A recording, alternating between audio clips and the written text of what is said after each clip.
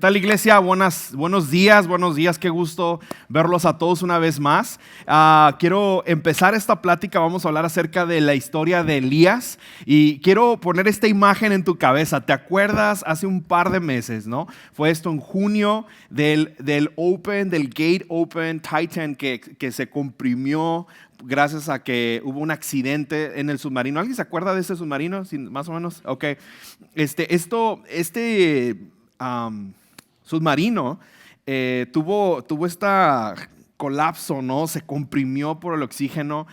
Obviamente en las primeras horas y en los primeros días ni siquiera sabían qué había pasado, simplemente perdieron comunicación. Fue una catástrofe para todo el mundo, para toda la humanidad, porque parecía como que ya sabían exactamente cómo funcionaba este sistema. Hecho, si tú recuerdas la película de Titanic, hay tomas donde hicieron este viaje para poder visitar el Titanic. O sea, esto ya era algo que ya conocían muy bien, pero hubo un grave error que nadie quiso escuchar. Era algo que le seguían diciendo y diciendo y diciendo. Parece ser que hay algo mal ahí, ten cuidado con esto. Y la compañía seguía haciendo viajes, ¿no? Para que personas pudieran visitar y ver el Titanic. Este viaje es alrededor de 12,000 pies de profundidad sobre el mar. Cuando el submarino baja a 12,000 pies, la presión del agua pues incrementa, ¿no? Entonces imagínate simplemente si tú te metes en una alberca, ¿cómo sientes en los oídos la presión? Si estás buceando, sientes la presión, estás snorkeando en Cozumel, ¿verdad? ¿Quién quiere ir a Cozumel a snorkear en este momento, verdad? Sientes la presión en tus oídos cuando estás acercándote al submarino. Bueno, mejor dicho, te estás acercando a la profundidad donde está el Titanic. Es alrededor de 400 veces más la presión del oxígeno, ¿no? La presión simplemente de sentirla. Algo por ahí falló porque habían diseñado este submarino de alguna manera con fibra de carbono, que era un material un poco más ligero, ¿no? Si podemos tomar nota, un submarino de guerra está hecho de acero de aleado, que es de alta resistencia, es un metal pues sumamente pesado, pero también que toma mucho tiempo para que se destruya, ¿no? Pero quisieron hacerlo más ligero, quisieron llevar este submarino y hacerlo práctico, de una medida más pequeña, de algunos pies de presión, ¿verdad? Y también algunos pies de espacio, ¿no? James Cameron, que inclusive él es el director de la película de Titanic, que fue el que la hizo, es canadiense. Irónicamente, siendo director de cine, es una de las personas más expertas en el tema cuando se trata de este tipo de submarinos. Déjame leerte lo que James Cameron dijo. Los submarinos con el tiempo se van desgastando. Cada buceo suma más y más daño microscópico. Así que si operan un submarino de forma segura para visitar el Titanic año con año, era solo cuestión de tiempo para la desgracia. Lo más triste de todo es que ellos sabían, Ocean Gate sabía, porque ya habían hecho algunos estudios constantemente, les habían dicho, hey, cada vez que tú viajas, cada vez que tú usas este submarino tiene un daño microscópico. Ten mucho cuidado. Pero ya habían hecho 14 viajes, de hecho ese era el 14º viaje que habían hecho. Y desafortunadamente las personas dentro de ahí fueron comprimidas por la presión del mar, ¿verdad? Es muy interesante porque después de tanto éxito, 14 viajes, en 9 minutos tomó nada más para poder haber sido comprimidos por completo, ¿no? Por la misma presión del mar. Es interesante con la historia de Elías y también con lo que resuena nuestra historia. Porque no sé si tú te has puesto a pensar que a veces vamos por la vida y vamos luchando logro tras logro. Vamos avanzando y parece que vamos ganando.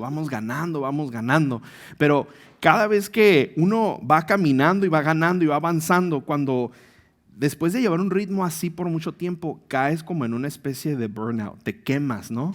Te cansas. Y parece ser que cuando no tomamos cuidado de nosotros mismos en el lapso en el que vamos creciendo, y no somos lo suficientemente listos para observar en qué etapa nos encontramos y nada más nos enfocamos en el logro. Eventualmente, cuando hay una caída, parece que colapsamos y nos comprimimos por completo, ¿no? Parece que olvidamos todo lo bueno que Dios ha hecho en nuestra vida y este nuevo reto lo vemos como una injusticia. Inclusive culpamos a Dios. ¿Por qué esto me pasa a mí? ¿Por qué esto me está sucediendo, no? Y cuando estamos enfrascados en esa situación, se nos hace bien difícil poder ver que nuestro Dios todopoderoso todo lo puede lograr.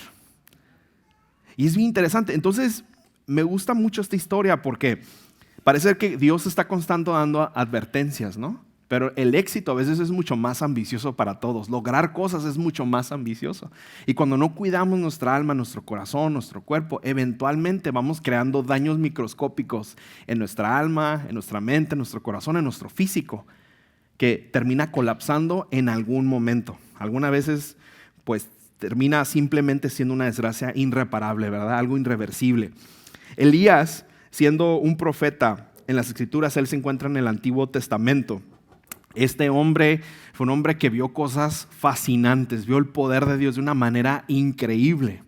Pero también tuvo unos bajones en su vida que colapsaron por completo su fe y su mente y su corazón y todo lo que él era, porque él no podía ver mucho más allá. En medio del problema, la angustia, el miedo, el temor, las circunstancias eran mucho más grandes de poder presenciar o creer que el poder de Dios era mucho más grande.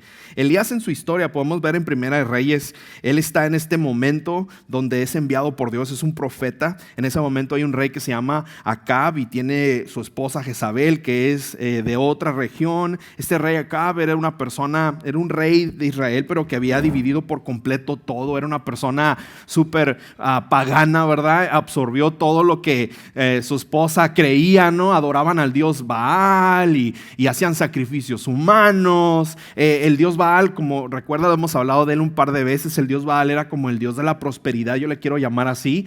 Todo corría alrededor de la cosecha, la siembra, la cosecha, los frutos. Obviamente necesitamos agua para que eso pueda funcionar. Y este pueblo empezó a adorar a todos estos dioses en vez de estar adorando a Dios. Se olvidaron de Dios por completo y empezaron a creer estas costumbres donde empezaban a hacer sacrificios de niños humanos para que el dios Baal les respondiera con lluvia, les respondiera con frutos, les respondiera con cosechas, ¿no? Y ahí es donde este profeta Elías llega, ¿no? Porque Dios lo envía y le da una palabra y le dice: tienes que ir con el rey y le tienes que decir lo que ha estado haciendo mal, le tienes que decir que estoy muy molesto porque ha hecho todo al revés, porque ha hecho que el pueblo no me adore a mí, pero empieza a adorar a dioses ajenos, ¿no? Entonces quiero que le digas que va a haber una sequía muy fuerte, que esto va a pasar. Y sucede. Dios responde eso, su palabra es fuerte y es directa. Elías va y comparte esta historia, esta profecía, y pues les dice, no va a haber nada, va a haber sequía y lo van a sentir. Pero Elías al mencionar esto, e inclusive en Reyes 17, cuando él les dijo que enviaría esto, pues realmente ellos crecieron en continuar haciendo lo mismo, ¿no? Ellos son personas que no creían en el poder de Dios, creían que esto era otra cosa, ¿no? Y en el 18 podemos ver cómo el rey Acab y todos sus profetas que estaban adorando al dios Baal, este dios de la prosperidad, ¿verdad? Se juntan y hacen como una especie de reto, ¿no? Entonces, todos los profetas paganos, junto con el rey y todos los demás, se juntan con Elías y hacen un reto y dicen: a ver, sí es cierto que tu Dios es todopoderoso, ¿no? Estoy como comprimiendo la historia, que hay mucha información en medio, ¿no? Y el reto fue así, simplemente dijeron: vamos a ver quién es el Dios todopoderoso, vamos a ver si tu Dios es más poderoso que nuestro Dios. Entonces, ¿qué hacen? Se van al monte Carmelo y en ese monte montan un altar. En ese altar ponen un toro y dicen: si este altar se llega a incendiar, llega a caer fuego del cielo. ¿Cuándo has visto fuego del cielo? Nadie vive en Hawái para que vea por lo menos una explosión de un volcán, ¿verdad? Así que estamos en San Diego, que jamás hemos visto eso. Pero ellos querían ver, si no cae fuego sobre el cielo y se consume este altar, entonces sabremos quién es el verdadero Dios. Ellos ponen su toro, lo ponen en el altar y entonces ¿qué pasa? Inmediatamente empiezan a adorar, a cantar, a rezar sus oraciones, empiezan a hacer todos los sacrificios necesarios para que su Dios Baal se muestre y haga su voluntad, no haga lo que ellos le están pidiendo. Hacen todo lo que pueden hacer y nada pasa. Y entonces Elías se para y dice: ahora me toca a mí. Elías va, pone su altar, pone el toro, inclusive agarra agua y moja el toro y moja toda la madera, para que pudieran ver que el poder de Dios es mucho más grande de lo que ellos imaginan. Elías simplemente hizo eso con toda la fe en su corazón, oró a Dios, cayó fuego del cielo y consumió por completo el toro y ese altar. A partir de ese día, señoras y señores, existieron los asaderos Sonora, todas las taquerías, ¿verdad? Y todas las churrasquerías, ¿verdad? De ahí salieron los argentinos, dijeron, buena idea, que ahora qué hacemos con tanta carne asada, ¿verdad? Ahí en ese momento vieron el poder de Dios, ¿verdad? Y dijeron, wow, fíjate nada más, grandes triunfos para Elías. O sea, Elías ganó tanta confianza, gente se convirtió, dejaron de adorar a los dioses vanos, dejaron de adorar a Baal y empezaron a conocer a este Dios que estaba accesible y disponible, que era lo que Dios estaba prácticamente buscando de su pueblo, ¿no? Entonces, acá pues, llega a su casa el rey y le dice a Jezabel, oye, fíjate que esto pasó. Pues, sucedió que le explica todo lo que pasa y le dice, el Dios de Elías respondió y consumió por completo el altar. No nada más eso hizo. Elías también acabó con todos los profetas, a todos los mató. Y ahora la gente cree en ese Dios, en el Dios de Israel. Bueno, se pone tensa la novela aquí. Primera de Reyes 19:1-3. Cuando Acab llegó a su casa, le contó a Jezabel todo lo que Elías había hecho, incluso la manera en que había matado a todos los profetas de Baal. Entonces Jezabel le mandó este mensaje a Elías: que los dioses me hieran o incluso me maten si mañana a esta hora yo no te he matado, así como tú los mataste a ellos. Elías tuvo miedo y huyó para salvar su vida. Se fue a Beerseba, una ciudad de Judá, y dejó ahí a su sirviente. Elías acaba de ver el poder de Dios de una manera brutal. Había visto a Dios hacer cosas que estaban fuera de este mundo. No hay tecnología tal que pueda hacer eso, ¿verdad?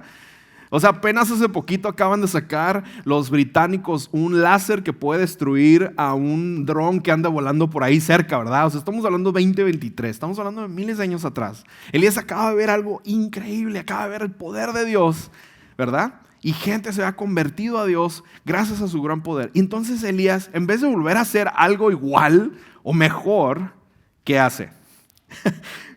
Corre y se esconde. El miedo, la preocupación y el desánimo le entran por completo, lo consumen por completo y decide huir. Primera de Reyes 19:3-5 dice, Elías tuvo miedo y huyó para salvar su vida.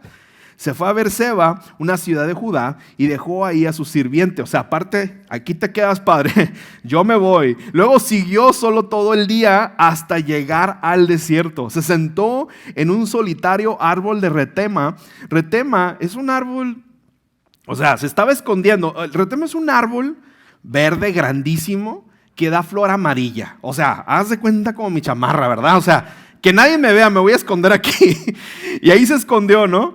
Y pidió, fíjate lo que pidió morirse. Basta ya, Señor, quítame la vida porque no soy mejor que mis antepasados que ya murieron. Entonces se acostó y se durmió bajo el árbol. Mientras dormía, un ángel lo tocó y le dijo, levántate y come. Elías está en su punto más bajo. No nada más lo consume el temor, huye y se esconde, sino aparte se compara, aparte se siente incapaz, se siente que no es la persona. Le pide, mejor tú mátame antes de que Jezabel me encuentre y me mate a mí, ¿verdad? Fíjate nada más, está Dios dándole todo el poder, le está dando toda la gloria por encima, pero cae en un terrible desánimo. ¿Cuántas veces en tu vida has caído en desánimo aun cuando Dios ha obrado de una manera maravillosa en tu vida antes? Todos. Todos somos seres emocionales. Todos somos hombres y mujeres, pecadores también, personas quebrantadas por dentro, personas que hemos cometido graves errores, incrédulos muchas veces. Somos personas que nuestra fe ha caído en duda. Somos personas que, a pesar de que Dios ha obrado en nuestra vida, a veces también no creemos que Dios no lo va a volver a hacer. A veces el miedo, el temor, la circunstancia parece que removiera todo lo que Dios ya hizo en nuestras vidas. ¿Sabes? Elías es muy parecido a ti y a mí. No es nada diferente. Es un ser humano. Es un ser humano emocional. Y quiero mostrarte estas 5 actitudes porque yo estoy seguro que todos hemos estado ahí. Hay 5 actitudes que muestran que estamos en este profundo desánimo, en el mismo desánimo en el que estaba Elías tirando la toalla. El primero es te sientes agotado o te sientes agotada. Simplemente te sientes agotado, ¿no? ¿Y qué pasa cuando esto está sucediendo? En el caso de Elías, él corre, él huye y se quiere esconder. Llega un momento donde su cabeza está en la presión de su muerte, la presión de lo que va a pasar, de deshonrar, pero al mismo tiempo de querer huir por el temor. A veces estamos huyendo de algo y nos pasan dos cosas. Tenemos dos opciones cuando una circunstancia se nos presenta. La primera es afrontar la circunstancia. Si tú y yo afrontamos la circunstancia, va a doler, va a estar difícil, nos va a dar pena, va a ser complicado afrontar la circunstancia, pero va a doler, va a ser menos el tiempo porque la vamos a asumir, la circunstancia. Vamos a poder aprender por encima de nuestro ego, nuestro orgullo y nuestro temor. Vamos a poder afrontarla, ¿verdad? La otra opción que tenemos es asumir que no está pasando nada. Es simplemente no asumir la situación, que muchos de nosotros hacemos eso también.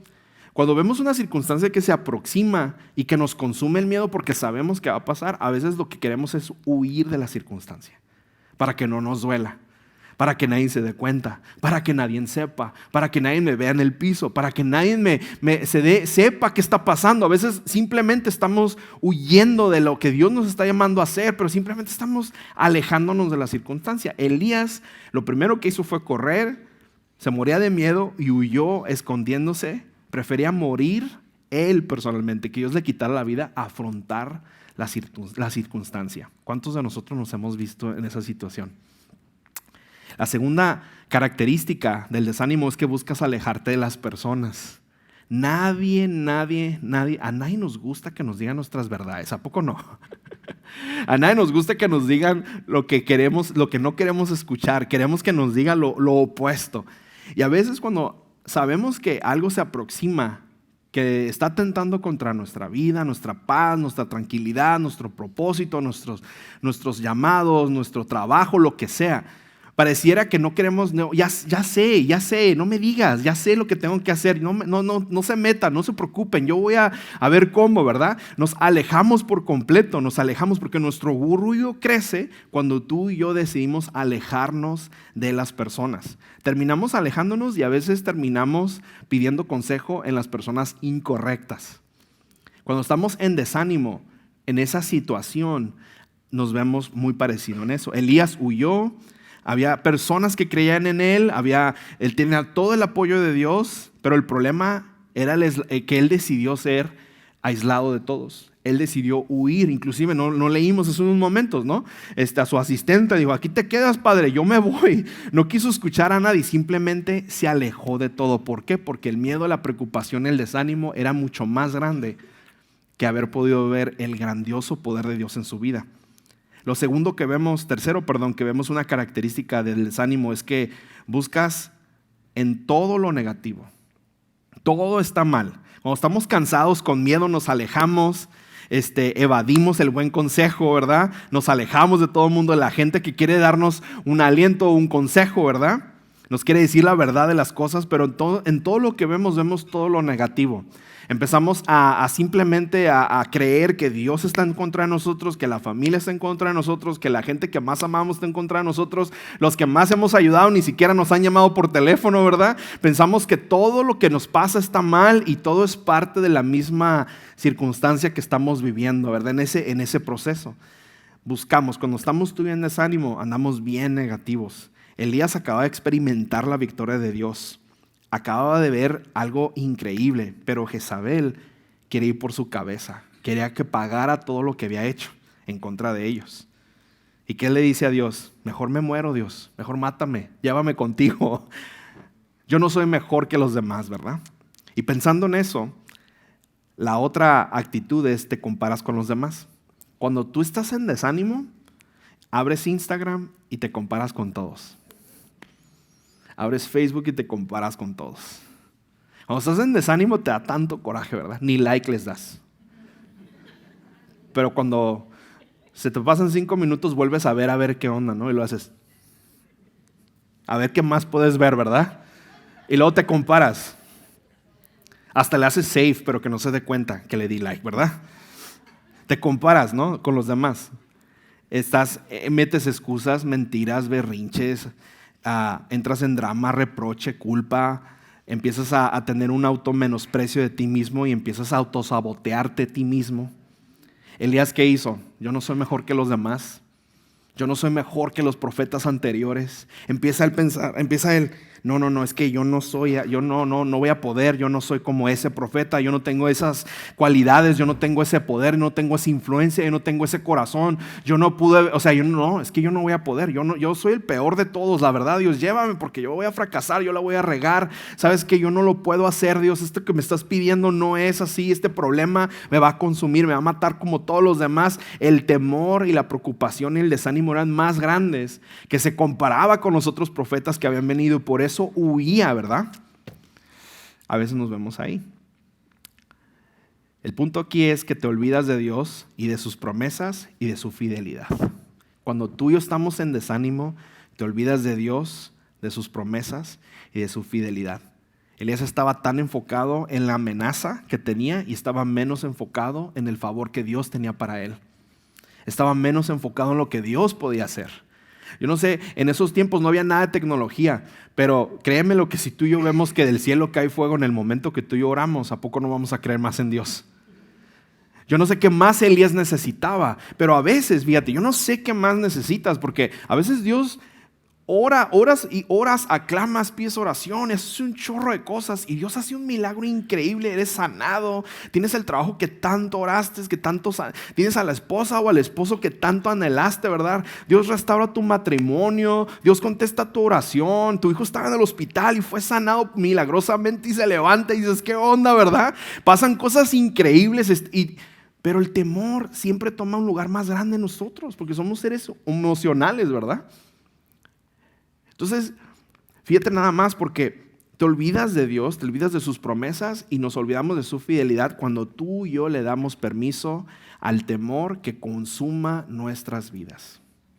Cuando tú le das el poder al temor, en vez de darle el poder a Dios, el desánimo consume nuestras vidas. ¿Cómo podemos olvidar que Dios está con nosotros siempre? Cuando aún en las circunstancias Dios camina contigo. ¿Cuál es el remedio divino para el desánimo? ¿Qué podemos hacer, no? Para poder salir adelante. Lo primero es que debemos hacer una pausa. ¿Para qué? ¿Para qué? A ver, otra vez. Vamos a hacer una pausa para... Suena irónico, ¿verdad? Mira, 1 Reyes 19, 5, 6. Entonces se acostó y se durmió debajo del árbol. Mientras dormía, un ángel lo tocó y le dijo, levántate y come. Elías miró a su alrededor y cerca de su cabeza había un poco de pan horneado sobre piedras calientes y un jarro de agua. Así que comió y bebió y volvió a acostarse otra vez, o sea, tomó otra siestecita, ¿verdad? No hay nada más santo, a ver, díganme, no hay nada más santo que alguien te traiga un caldito de pollo cuando te sientes mal. No hay bendición más hermosa que te toquen la puerta y que te digan, te hice este caldo de res. ¿A poco no? No hay nada más padre que tu mamá te visite en un sábado por la tarde y te diga, te voy a hacer tortillas de harina, mijo. ¿Quién invita a los tacos al final? Ya nos dio hambre a todos, ¿verdad? Fíjate nada más, come y descansa, come y descansa, come. Fíjate nada más, qué tan sencillo. Dios nos, el descanso, mira, yo no sé por qué, pero a veces como latinos hemos crecido que el trabajo es lo más importante. Y si no estás trabajando y si no estás haciendo algo, no vale lo que estás haciendo.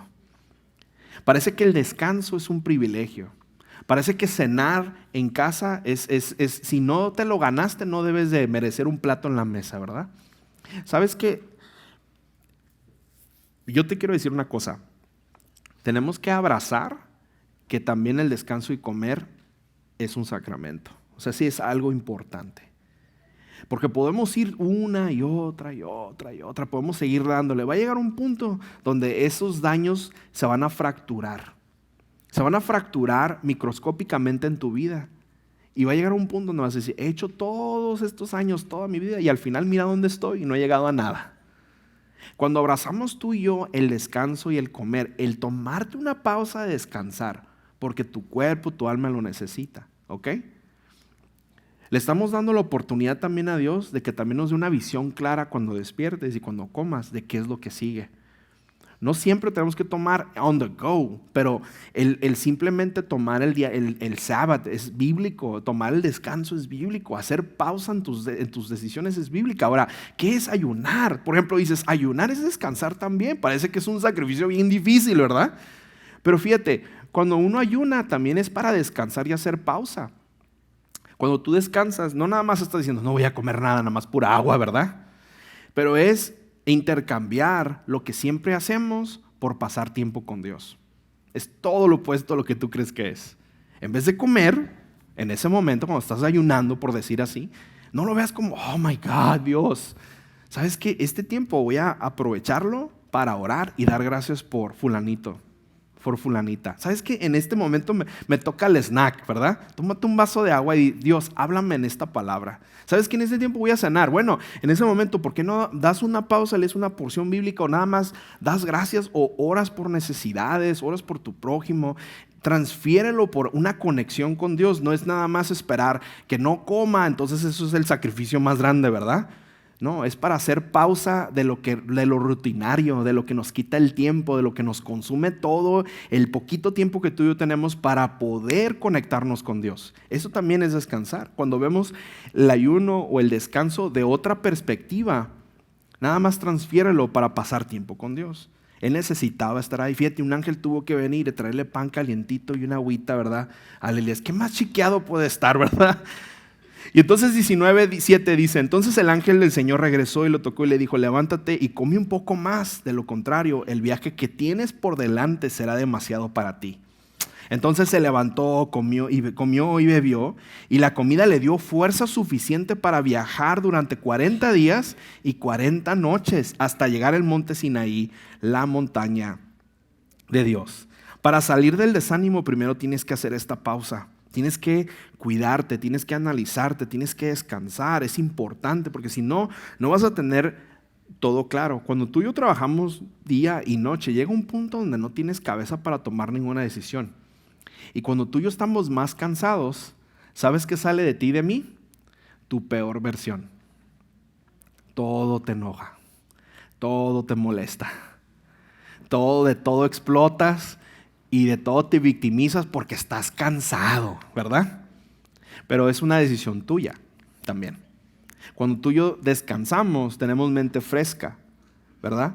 Estamos descansados y disfrutamos hasta lo que estamos tomando y comiendo. Y así podemos tomar decisiones. Y también así podemos hablarle con respeto a las personas que no tienen nada que ver con que tú hayas decidido estar cansado, ¿verdad? Nos hace mejores personas. Él necesitaba. Lo siguiente, el próximo punto es deja que Dios reemplace las mentiras por su verdad. Cuando tú y yo estamos completamente descansados, ya comimos, ya descansamos, nos estamos enfocando en lo que debemos de enfocarnos, pedimos a Dios, oramos a Dios y estamos ya en ese momento de vamos a ver qué pasó, ¿verdad? ¿Sabes? Cuando tú y yo buscamos la voluntad de Dios, su propio Espíritu Santo que está contigo, que está presente, que está Él ahí contigo, ¿verdad? Nos empieza a recordar que tú y yo somos amados, somos escogidos, somos una nueva criatura, que Él tiene un mejor propósito. Recordamos las buenas cosas que Dios ha hecho antes y reclamamos que Dios va a hacer algo mucho mejor. Mira, Romanos 15:7, eres aceptado. Juan 15:16, eres elegido. Gálatas 4:7, eres libre. Primera de Juan 1:9 dice, eres perdonado. Segunda de Corintios 5:17, eres una nueva persona. Juan 1:12, eres un hijo de Dios. Génesis 1:27, fuiste hecho a imagen de Dios. Primera de Corintios 3:23, perteneces a Jesús. Pero todo eso se nos olvida cuando tú y yo estamos cansados, cuando estamos agobiados y dejamos que el desánimo esté profundamente en nuestro tiempo. Y cuando dedicamos el tiempo a la fuente correcta, empezamos a recordar quiénes somos en Dios. ¿Quiénes somos en Dios? Primera de Reyes 19 del 9 al 10. Mira lo que pasa. Ahí llegó una nueva cueva donde pasó la noche. El Señor le habla a Elías y entonces el Señor le dijo a Elías, ¿qué haces aquí, Elías? He servido con gran celo al Señor Dios Todopoderoso, respondió Elías. Reproches, ¿verdad? pero el pueblo de Israel ha roto su pacto contigo, derribó tus altares y mató a cada uno de tus profetas. Yo soy el único que queda con vida y ahora me buscas para matarme a mí también. O sea, todavía Dios se le presenta y le dice, ¿qué estás haciendo aquí, Elías? ¿Qué pasa? Y empieza con reproches y empieza a victimizarse, ¿no? Empieza a decir, ya vienes por mí, ya me vas a matar, ¿verdad? He hecho todo mal, he huido, ¿verdad? Soy el único, dice. Soy el único que queda. Pero aunque Jezabel tenga todo el poder, aunque Acab tenga todo el poder, aunque ellos pudieran haber hecho todo lo que ellos hubieran querido, no te sientas la última Coca-Cola del desierto. No te sientas la persona más importante, ¿verdad? Y Elías está ahí y dice, ¿qué estás haciendo, Elías? ¿Qué pasó, vato? ¿Qué onda? ¿Verdad? Y él empieza a victimizarse y empieza a llorar y empieza a hacer todo este show, no, ya llévame, yo ya no sirvo para nada. Y él se empieza a consumir en su propio dolor, dice, Dios ya viene por mí, ya me va a llevar, ¿no? Primera de Reyes 19:19. Entonces Elías fue y encontró a Eliseo, fíjate nada más, hijo de Safat, dice, arando un campo. Había ahí 12 pares de bueyes en el campo y Eliseo araba con el último par. Elías se acercó a él, le echó su manto sobre sus hombros y siguió caminando. ¿Qué pasó aquí? ¿Qué pasa aquí en estos versículos? En el 18 sucede algo, antes de llegar al 19. Después de esa conversación con Elías, Dios, ¿verdad? Le confirma, no, padre, no eres la última Coca-Cola del desierto que sigue aquí. Gracias a lo que pasó, gracias a ese momento que me mostré, hay 7,000 hombres allá que creen en mí. O sea, no eres el único tampoco. Hay algo importante que lograste hacer y que no has podido ver porque nada más estás pensando en tu circunstancia, pero no estás pensando en toda la imagen. Y ¿sabes qué es bien interesante? Que a veces vivimos en este desánimo constante y cuando por fin nos encontramos a Dios somos las personas más lastimadas y hemos sufrido, nos victimizamos y todo, y lo que sea, nos desahogamos con Dios. Y después cuando tú le permites a Dios tomar control de tu vida y de tu circunstancia, pareciera que todo empieza a obrar de la manera en que debería, ¿verdad? Esto es lo más interesante y hermoso de la gracia, que aún y en tu pecado, y aún en tu oscuridad, aún en tu circunstancia, Dios siempre sigue obrando. Aún en cuanto estemos en el momento más difícil, Dios usa todo para bien. En su palabra dice, todo Él lo hace para bien. Todo florece y nada más estamos esperando, Dios está esperando ese momento en el que le digas, aquí estoy, Señor. ¿Sabes qué, Señor?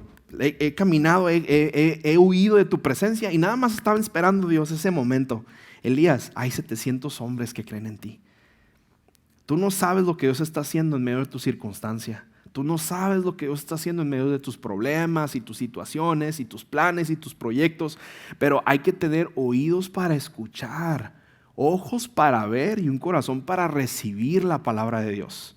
Recibir su mensaje. Él está siempre enviando mensajes de alerta. Y es tu responsabilidad ser lo suficientemente humilde para recibir su palabra. Entonces, siguiente punto y consejo, escucha las palabras gentiles de Dios. Dios va a estar hablando gentilmente a tu corazón. Dios va a estar hablando constantemente a través de las personas más allegadas o de las personas más lejanas, de las que menos te imaginas. Va a estar hablando a ti y habiéndote mensajes de advertencia. Primera de Reyes 19:11-12 dice, el Señor le dijo, sal y ponte de pie delante de mí en la montaña. Mientras Eliseo estaba de pie ahí, el Señor pasó y un viento fuerte e impetuoso azotó la montaña. O sea, estas cosas, yo desearía que me pasara algo así, ¿verdad? La ráfaga fue tan tremenda que las rocas se aflojaron, pero el Señor no estaba en el viento. Después del viento hubo un terremoto, pero el Señor no estaba en el terremoto. Pasaba el terremoto, hubo un incendio, pero el Señor no estaba en el incendio. Y después del incendio hubo un suave susurro. A veces Dios se toma, esto fue en el monte, fíjate, después de haber visto esto en el monte Carmelo, después de que pasó ese asado y que todo el mundo, ¿verdad? Vio la carne asada más grande que pudo ver en su historia y la más santa, ¿verdad? Tenemos esta imagen de que Dios se va a presentar con nosotros de la manera más cruel y más dura, ¿no? A veces pensamos que nuestro pecado es tan grande, nuestros errores, nuestras circunstancias, nuestra vida, todo lo que hemos hecho es tan grande que ni siquiera Dios va a poder resolver o contestar esa oración. Y que de todos modos también eso nos limita, nos están invitando, hey, vamos a la iglesia, hey, vamos a que oren por ti, hey, y estás resistiendo Dios porque no te sientes digno o porque simplemente crees que nada va a pasar. O también piensas que Dios te va a juzgar, que Dios es un Dios de juicio, que Él está enojado contigo, ¿verdad? Que Él te va a descargar toda su ira y que te va a ir un peor y no quieres ser juzgado con Dios porque realmente ya piensas que tu pecado es demasiado grande o tu error es demasiado fuerte, tu situación es demasiado improbable que pueda pasar. Pero en el momento en el que tú y yo soltamos y le decimos a Dios, Dios, que sea tu voluntad y no la mía, empezamos a entender el verdadero mensaje que Dios tiene para nosotros. Dios es un caballero. Fíjate, después de todo lo que pasó y de todas estas ilustraciones que Dios le hizo vivir a Elías, después del incendio hubo un suave susurro. De esa misma manera, Dios se estaba mostrando con Elías. Se estaba mostrando de una manera suave y susurrando que Él le amaba. Las estrategias del Satanás siempre son alejarnos de Dios. Su estrategia es que no creas lo que Dios cree de ti. Su estrategia es que siempre estés confundido, que siempre estés enojado, que siempre estés alejado, que siempre estés separado. Su estrategia es que creas tú todo lo que tu mente cree que eres tú. Y lo que Dios quiere hacer es que a veces en medio de las circunstancias que permite que pasen, nos hacen ver la realidad de las cosas y aprendemos de una mejor manera. Entonces, por último, Dios siempre nos da una misión. Por encima de toda circunstancia, a veces piensas que tu pecado, que se convierte en un testimonio de fe, no es digno de contar. Pero Dios siempre usa todo lo más oscuro de tu vida para traer luz en la vida de alguien más, porque cuando nos conectamos con Jesús, es ahí exactamente donde florece nuestro testimonio. Es donde ahí Dios conecta con otros corazones. Primera Reyes 19, 15, 16. Entonces el Señor le dijo: regresa por el mismo camino que viniste y sigue hasta el desierto de Damasco. Cuando llegues ahí, unge a Hazael para que sea el rey de Aram. Después unge a Jehú, nieto de Nimsi, para que sea el rey de Israel. Y luego Eliseo, hijo de Safat, de la tierra de Abel Mehola, para que tome tu lugar como mi profeta. Dios tenía un plan para Elías. No había acabado con él, no había terminado con él. Dios tenía algo más, tenía que pasar la estafeta, le dice, necesito que regreses y hagas lo que te estoy pidiendo, ¿verdad? Porque le dice, vuelve a hacer lo que hacen los profetas, ¿verdad? Pasa la estafeta, vuelve a hacer lo que los padres hacen, aman, sirven, proveen, protegen y enseña. Elías vuelve a ser ese líder, ¿verdad? Ese líder que lidera, que cambia las cosas, que dan resultados, vuelve a hacer lo que los cristianos hacen, que es creer, adorar, servir y dar y amar, ¿verdad? A los demás y a nuestro Dios. Volviendo a la historia del submarino Titán, ¿verdad? En la investigación sucedió que descubrieron que varios expertos ya le habían dicho a Ocean Gate: hey, ese submarino se va a tronar, vas a cobrar la vida de muchas personas, así que mejor toma atención, ¿verdad? Pero ellos no hicieron caso. No pasa nada, se ve bien por fuera, ¿verdad? Un viaje más, y un viaje más, y un viaje más. Y es muy triste porque el resultado lo pudimos ver en este 2023. En junio simplemente Ocean Gate vivió la peor experiencia de un colapso, de una negligencia, ¿verdad? Y yo no sé cómo está tu vida ahorita. Yo no sé qué tan desgastado estés o qué tan desanimado estés o qué tan dolido estés o en qué circunstancia te encuentras o en qué etapa o qué esté pasando en tu vida, ¿verdad? Pero sí te quiero decir una cosa, que por encima de todo eso, podemos muchos de nosotros dar testimonio que el poder de Dios es verdadero, que su amor es inagotable, que Él siempre está con nosotros, que está esperando ese momento de rendición, que está esperando ese momento de vulnerabilidad de nuestra parte y que simplemente consta de un solo paso que solamente tú puedes dar y que nadie más puede dar por ti. Y yo quiero animarte en este 2024 que escuches las alertas, que escuches las advertencias, que puedas crecer en eso y que remuevas tu orgullo y tu ego por un lado y que por primera vez le digas a Dios, déjame escucharte, Dios, ¿qué es lo que quieres dar a mi vida? Déjame experimentarte como Elías, Dios. En esta situación, ayúdame a ver que cae fuego del cielo y que la circunstancia cambia no en base a mis hechos o a mis acciones, pero en base a tu poder, Dios. Y si podemos orar así y pedirle a Dios por lo que sea, ¿verdad? Yo estoy seguro que Dios lo va a hacer en tu vida porque ya lo ha hecho en la mía y lo ha hecho en la vida de muchos de nosotros. Así que quiero pedirte, ponte de pie. Le voy a pedir al equipo de oración que pase aquí al frente, que se ponga aquí en frente de mí si gustan, por favor.